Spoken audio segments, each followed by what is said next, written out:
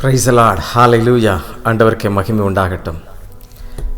இந்த தேசத்தில் ஞானத்தோடும் விவேகத்தோடும் நடந்து நம்முடைய வீட்டை கட்ட வேண்டும் என்று சொல்லி அழகாக சாலமோன் ஞானி நீதிமொழிகள் எழுதி வைத்திருக்கிறதை பார்க்கிறோம். நீதிமொழிகள் 14ஆம் அதிகாரம் 1ஆம் வசனம் இப்படி சொல்லப்பட்டிருக்கிறது: புத்தி உள்ள ஸ்திரீ தன் வீட்டை கட்டுகிறாள், புத்தி இல்லாத ஸ்திரீ தன் கைகளினால் அதை இடித்து போடுகிறாள் என்று சொல்லப்பட்டிருக்கிறது. ஞானமுள்ள பெண். இங்கே வீடு என்பது வெறும் கட்டிடம் மாத்திரம் நாம் இங்கே சொல்லிவிட முடியாது. இது குடும்பத்தின் உறவு, அங்கே ஒரு அமைதி, அங்கே ஆனந்தம், ஒரு உயர்வு, ஒரு நம்பிக்கை, இவைகள் எல்லாவற்றையும் குறிக்கிறது.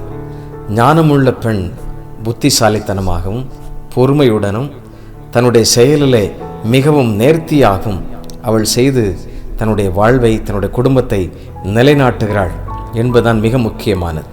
அது மாத்திரமல்ல, அவள் தேவனுடைய வழிகளை குடும்பத்திற்கு போதிக்கிறவள், தன்னுடைய சந்ததிக்கு போதிக்கிறவள், தன்னுடைய பிள்ளைகளுக்கு சாட்சியாக நிற்கிறவள்.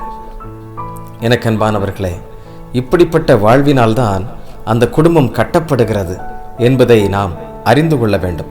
அது மாத்திரமல்ல, அவளுடைய தீர்மானங்கள், அவளுடைய வார்த்தை, அவளுடைய நடத்தை ஒவ்வொன்றும் எல்லாம் குடும்பத்தை உயர்த்துகின்ற விதமாக இருக்கிறது. நீங்கள் நன்றாக யோசித்து பாருங்கள். ஒரு சொல் அநேக குடும்பங்களை வீழ்த்திவிடும், அதே ஒரு சொல் அநேக மனிதர்களை உயர்த்திவிடும்.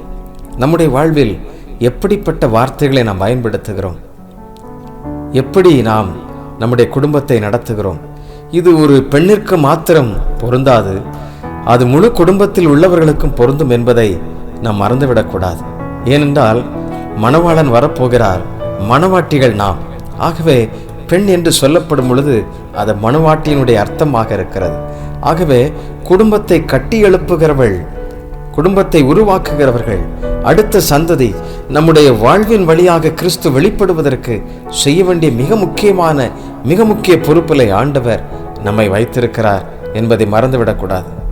ஞானமற்ற பெண் தன்னுடைய அறிவின்மையினால் குடும்பத்தை அழித்து போடுகிறதை பார்க்கிறோம். எத்தனையோ குடும்பங்களிலே இப்படிப்பட்ட முரசல்கள், விரிசல்கள் வந்து குடும்பத்தையே நாசமாக்கி விடுகிறது. சமீபத்தில் நான் கேட்ட ஒரு செய்தி என்னை பகீரென்று திகைக்க வைத்தது. என்ன தெரியுமா அந்த செய்தி? சமீபத்தில் திருமணமான கணவன் மனைவி சில மாதங்கள் அவர்கள் குடும்பத்தை நடத்தி கொண்டு சென்றிருக்கின்றார்கள். நாட்கள் போகின்றன, காலங்கள் போகின்றன. அந்த ஒரு ஆண்டு நிகழ்வு முடிந்து கர்த்தருக்கு நன்றி சொல்வதற்கு பதிலாக வந்து நின்று பெற்றோரிடத்தில் விவாகரத்து வேண்டும் என்று சொல்ல என்ன செய்வதென்று தெரியவில்லை.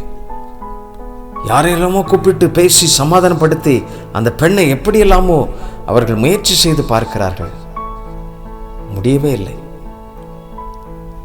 ஆம் பிரியமானவர்களே, இறுதியிலே நடந்தது என்ன தெரியுமா?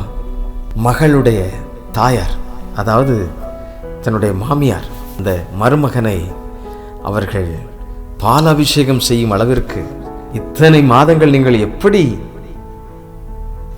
அவர்களோடு வாழ்ந்தீர்கள் என்று சொல்லி அவர்கள் கையெடுத்து கும்பிட்டார்களாம்.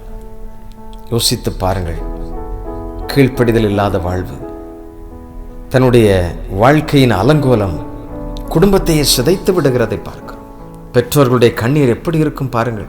தன்னுடைய மகளை எவ்வளவோ அவள் உருவாக்குவதற்கு முயற்சி செய்தும் அவருடைய வாழ்வில் வெற்றியை காண முடியவில்லை. ஆண்டவர் இந்த வேளையில் நம்மோடு பேசி கொண்டிருக்கிறாள். புத்தி உள்ள பெண் தன் வீட்டை கட்டுகிறாள்.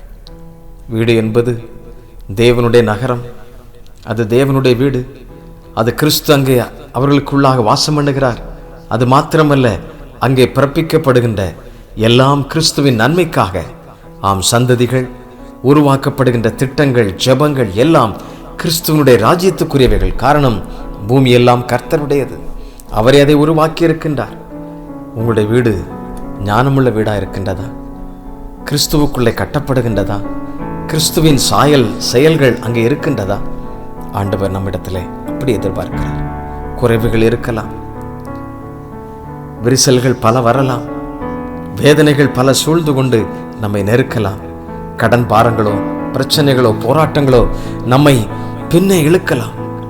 ஆனால் தெய்வ சமூகத்தில் நீங்கள் காத்திருப்பீர்கள் என்றால் நிதானமாய் நடக்கிறவன் கர்த்தருக்கு பயப்படுகிறான், தன் வழிகளில் தாறுமாறவனோ அவரை அலட்சியம் பண்ணுகிறான் என்று சொல்லப்பட்டது போல நிதானமாக வாழ்ந்து தேவனுக்கு சொந்தங்களாய் நின்று கர்த்தருடைய சித்தத்தை வெளிப்படுத்தும் பொழுது ஆண்டவர் நம்மை குறித்து ஆமென் வைத்திருக்கிற திட்டங்கள் நம்முடைய வாழ்வில் நிறைவேறும்.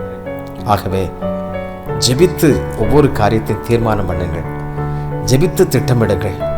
அது மாத்திரமல்ல, ஜெபித்து செயல்படுங்கள். நம்முடைய வாழ்வின் எல்லா எல்கைகளிலும் நாம் ஞானமுள்ளவர்களாயிருந்து புத்தியுள்ள பிள்ளைகளாயிருந்து நம்முடைய வீட்டை கட்டி எழுப்புவோம். கர்த்தர் அதன் மூலமாய் மகிமைப்படுவார். பலர் நம் வீட்டை பார்த்து, நம்முடைய அழகான குடும்பத்தின் வாழ்வை பார்த்து கிறிஸ்துவை மகிமைப்படுத்தட்டும். இந்த வீடு கிறிஸ்துவ வீடு, இந்த வீடு கர்த்தருக்கு பயப்படுகிற வீடு, இந்த வீட்டில் இருக்கிறவர்கள் உண்மையைத்தான் பேசுவார்கள் என்று சொல்லட்டும். ஜெபிக்கலாமா? ஆண்டவரே, எங்கள் வீட்டையும் அப்படி மாற்றும், அப்படிப்பட்ட சிறப்புள்ள வீடாக மாற்றித்தாரும் என்று சொல்லி கேட்கலாமா? ஆண்டவருடைய சமூகத்தில் ஜெபிப்போம். ஒவ்வொரு நாளும் கட்டிடுவோம், ஒவ்வொரு செயலாம் கற்களாலே, ஒவ்வொரு நாளும் கட்டிடுவோம், ஒவ்வொரு செயலாம் கற்களாலே, உத்தமரேசுவின் அஸ்திவாரம், உத்தமரேசுவின் அஸ்திவாரம் பத்திரமாக தாங்கிடுவார், பத்திரமாக தாங்கிடுவார். கட்டடம் கட்டிடும் சிற்பிகள் நாம், கட்டிடுவோம் கிறிஸ்தேசுவுக்காய். ஆண்டவரே, எங்கள் வீட்டை நீர் கட்டி எழுப்பும் அப்பா. எங்கள் குடும்பத்தில் அமைதி உண்டாகட்டும். பேரிரைச்சல், போராட்டங்கள், பொருளாதார நெருக்கடிகள், குழப்பங்கள், விரிசல்கள், இவைகள் ஆண்டவரே எங்கள் குடும்பத்தை விட்டு அகற்றவையும் ஆண்டவரே, எல்லாவற்றையும் தூர ஆண்டவரே நீர் வையும் அப்பா. அவைகள் எங்கள் குடும்பத்தை விட்டு அகலட்டும் ஆண்டவரே. ஒவ்வொரு பிள்ளைகள், இதற்காக ஜெபிக்கின்ற பிள்ளைகள் ஆண்டவரே, இப்படிப்பட்ட போராட்டங்கள், பிரச்சனைகள், ஐயோ அமைதி இல்லையே, சமாதானம் இல்லையே, நிம்மதி இல்லையே என்று சொல்லி கவலையோடு பிள்ளைகளை குறித்தும் பெரியவர்களை குறித்தும் எண்ணுகின்ற பல குடும்பங்கள், ஒவ்வொரு பிள்ளைகளையும் கர்த்தர் நீர் சமாதானம் உள்ள பிள்ளைகளாய் மாற்றும். ஒவ்வொரு செயலாம் கற்களாலே அவருடைய வீடு ஆண்டவரே கட்டப்படட்டும். உம்முடைய வாழ்க்கையின் சாட்சியாக உம்முடைய வசனத்தின் அடிப்படையில் அவர்கள் கட்டுவதற்கு வேண்டிய கிருபைகளை தாரும். இருதயத்தில் அப்படி நிதானத்தை தாரும். புத்தி உள்ள ஸ்திரீ தன் வீட்டை கட்டுகிறாள் என்று சொல்லப்பட்டது போல புத்தி இல்லாத ஸ்திரியோ அதை இடித்து போடுகிறாள் என்று சொல்லப்பட்டிருக்கிறது. ஆண்டவரே, நாங்கள் ஒவ்வொரு நாளும் கட்டுகிறவர்களாக இருக்க உதவி செய்யும். இதற்கு விரோதமாக நிற்கிற, இதற்கு தடையாய் எழும்புகிற எல்லா பிசாசனுடைய தந்திரங்கள் விலகட்டும். ஒவ்வொரு குடும்பங்களிலேயும் அமைதி பிறக்கட்டும் அப்பா, மகிழ்ச்சி உண்டாகட்டும் ஆண்டவரே. நித்திய சந்தோஷம் அவர்கள் தலையில் மேல் எப்பொழுதும் இருக்கட்டும் என்று சொல்லி நான் ஜெபிக்கிறேன். ஆண்டவரே, உம்முடைய சமாதானம் உம்முடைய பிள்ளைகள் மேல் நிறைவாயிருப்பதாக. நீரை காத்துக்கொள்ளும் ஒவ்வொரு குடும்பங்களிலேயும் ஆண்டவரே. அப்படிப்பட்ட நிறைவான மகிழ்ச்சி எப்பொழுதும் தங்கியிருக்க ஜெபிக்கிறோம், வாழ்த்துகிறோம், ஆசீர்வதிக்கிறோம். இயேசுவின் நாமத்திலே ஜெபிக்கிறோம். ஜெபம் கேளு நல்ல பிதாவே. ஆமென், ஆமென். Thank you. God bless you. God bless you.